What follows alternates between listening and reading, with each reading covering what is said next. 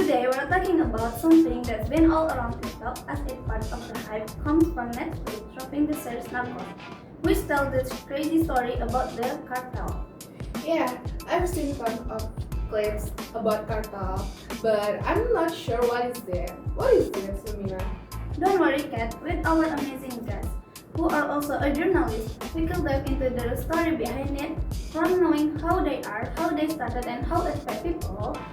Please welcome Nayla and Radisty. Hi. We're really excited. Thank you for having us. You're welcome. Alright, before we go deeper, let's clear things up. We keep hearing the cartel word everywhere, but what is it actually?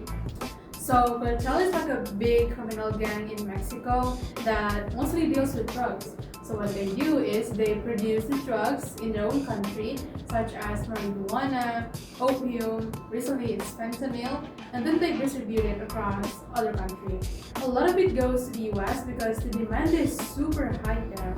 And the thing is, it's not just about drugs.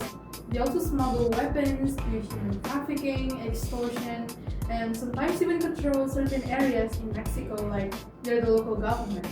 Yeah, basically they like running their own money, guns, and rule of their own. Whenever someone they do it their way, they'll do anything to stay in power, even if it has to kill. Oh, that intense. Then, what motivated them to do that? Like, how did it first appear? Well, initially, back in the 16th century, Mexico produced marijuana for medical purposes. But gradually, people began to misuse it as a drug. So what happened was, in 1930s, United States banned marijuana from production because it was linked to crime.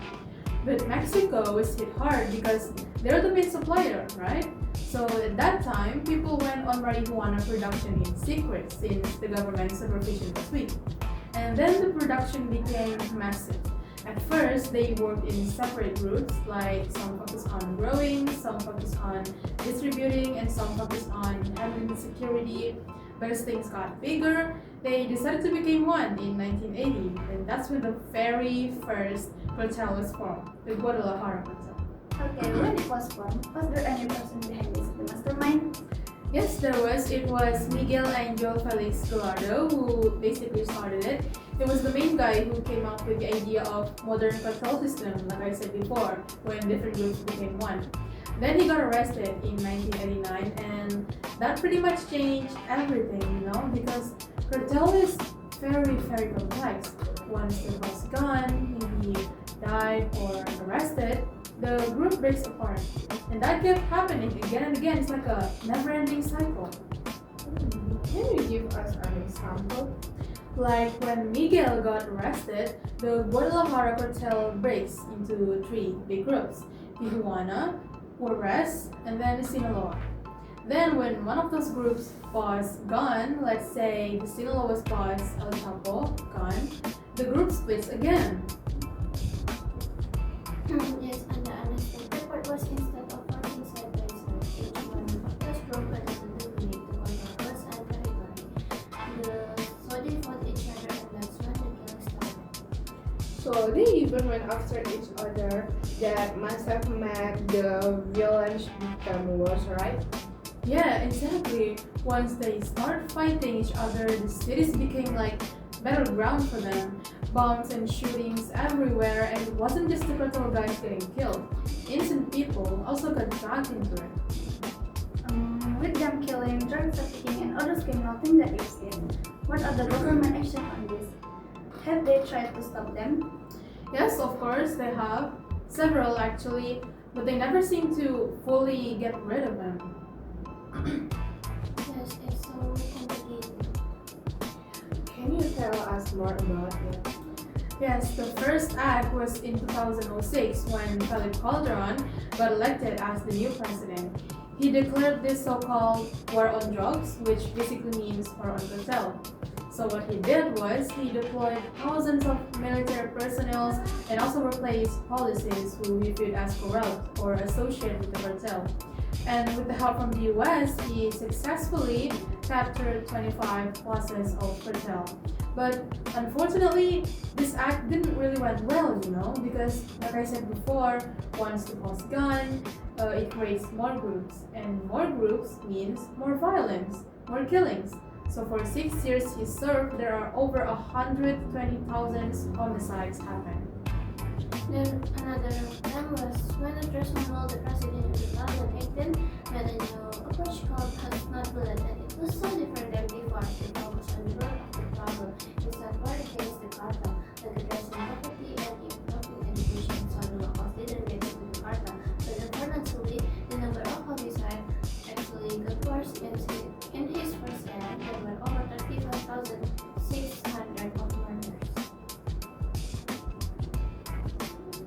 So it's more like buzz, not how. Yes, and of course it didn't really work, at least for now, because the number of murders during 100 days work of Claudia Sheinbaum was actually higher than the number of murders during 100 days work of Andres Manuel. So the question right now is whether she can win and decrease violence, or if the cartel effectively fight back, which will worsening and increase violence. Oh, they've done a lot. That's the former president attempt, right? What about the current president, Claudia Sheinbaum? She seems like she's avoiding the husband bullet. But I'm not saying she's rejecting it because she's still focusing on the road, but these are the modern fights between the government and cartel. Well, I guess it's 50-50 then. Yeah, I guess so, yes. Okay guys, so we've already heard from our two guests about how terrifying the cartel world really is. And these two brilliant journalists managed to help us uncover what's going on behind it. Yes, oh my god, applause guys. Thank you! You're welcome. Well guys, that's it for today's episode. Thank you very much Nayla and Radisty for the insight. So Kat, do you finally understand about the cartel? It's scarier than I thought.